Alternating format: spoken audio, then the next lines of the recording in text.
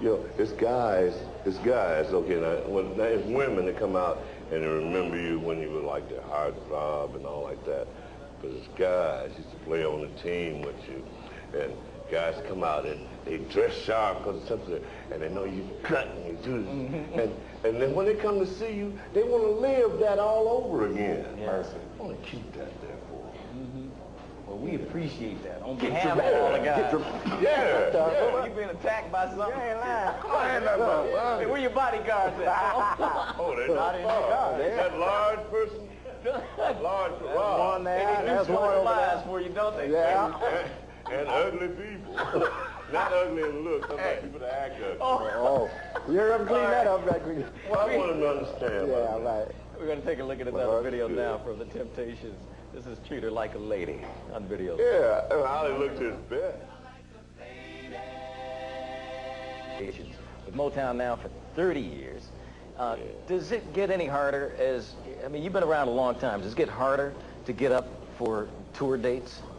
One-nighters, you know, the actual rigmarole of doing it, the travel, you know, the intermixing with different systems and like that. It gets pretty rough from time to time. But it's, you know, like it's compensated for when we get there and do the show because people love us so much. Right. So one-nighters get to be pretty hard. But is most of what you do one-nighters?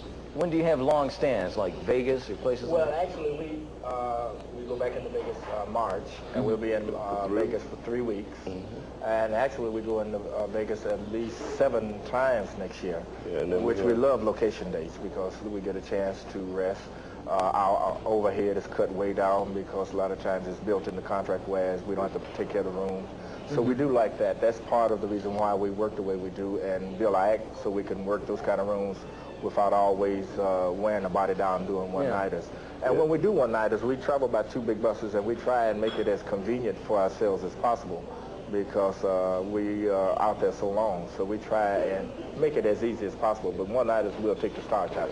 Yeah, you know, when you have the Renos, Tahoes, you know, Trump Plaza in Atlantic City, and Vegas, you can augment your year, and you can, you know, because like we have 18 people. There's a lot of people, and there's a lot of people to take care of and their families and like that. Yeah. So you have to make all your paydays and that kind of stuff. The location dates really help it a great deal. And like Otis said, it helps with the wear and tear on the body. But, you know, still to get to the masses and everything, still got to do a certain amount of one-nighters. Yeah.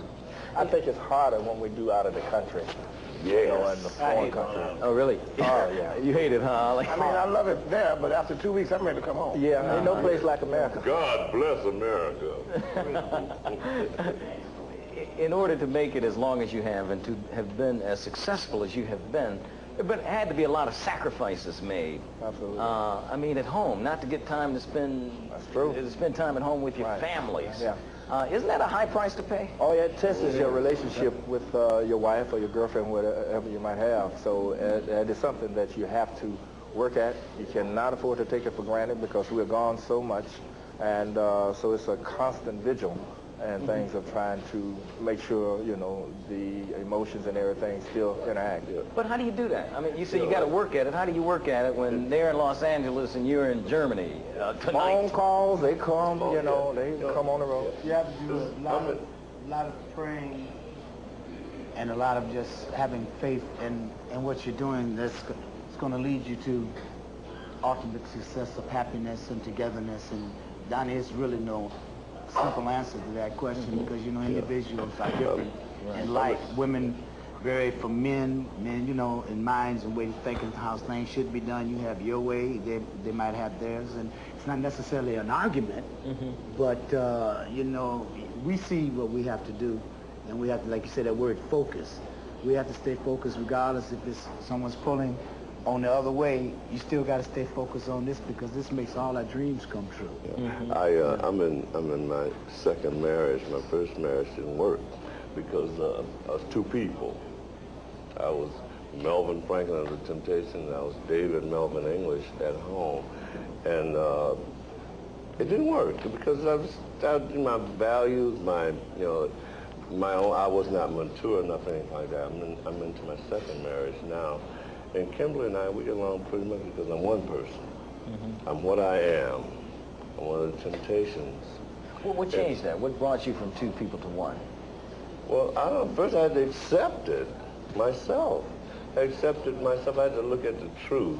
You know, like, I don't know. I have a tendency to fantasize too much.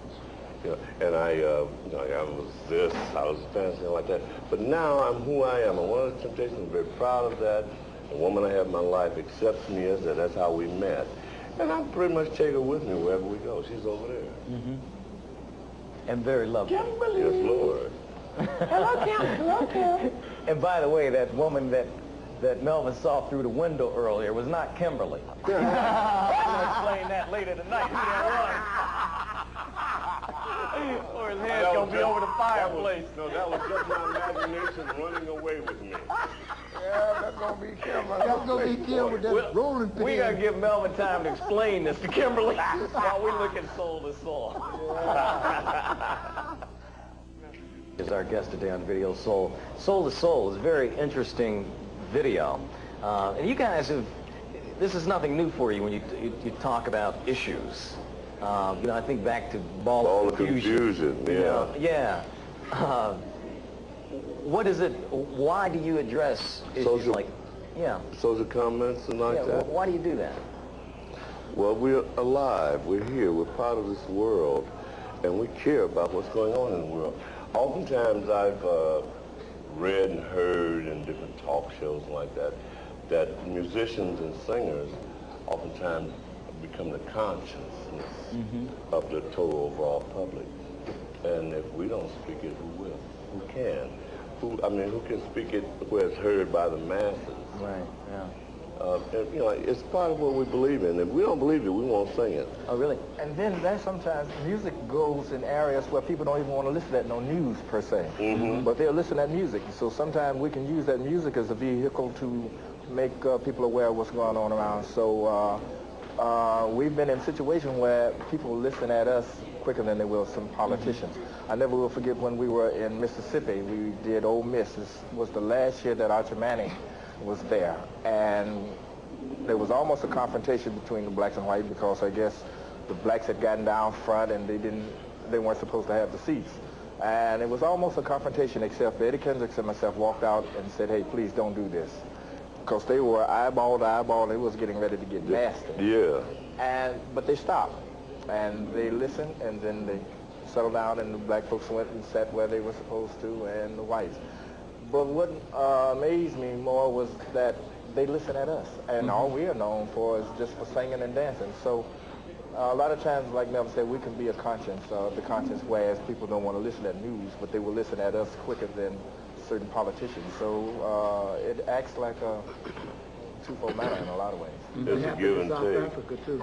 Oh, really? When we went over to the same, and the black people were really into. I mean, they had records just like we kept for ourselves. We made a long time ago. They had everything we've ever made. Really? And everything had a meaning to them, and they wanted to see us so bad. And when they finally saw us and got a chance to talk to us, they said they had lived by our records to give them faith and hope that one day that they can have the freedom that we have, you know, gained in America.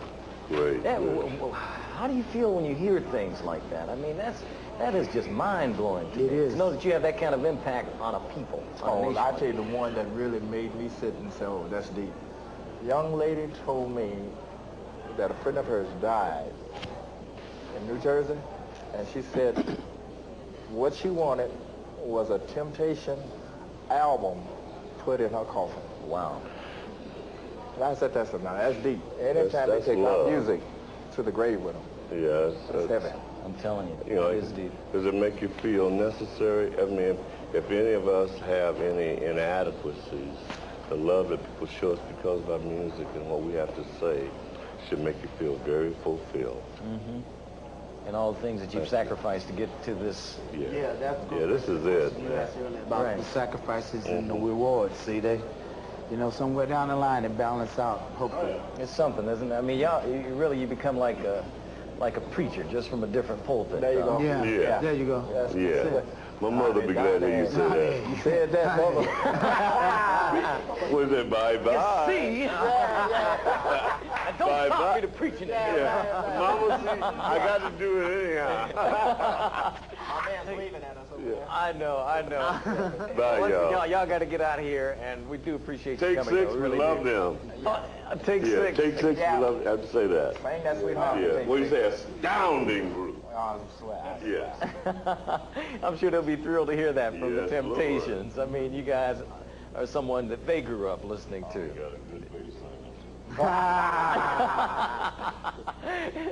Wow. And coming from Melvin Franklin, that's really complimentary. No, that boy's learning. Yeah. Man. Person. Right. We got Yeah, it. you know what I mean. But we do want to thank you for coming on today. We really do appreciate it. Soul by the Sea, the Temptations. Homeboy, God bless y'all, man. Y'all keep kicking it. Yo, roof, roof, roof. All right. The Temptations, our guest today on the Video Soul. Don't go away. We've got a lot of exciting stuff coming up. In the second hour, we're going to do a couple of retrospectives on Motown that I think you're going to really enjoy. We'll be back.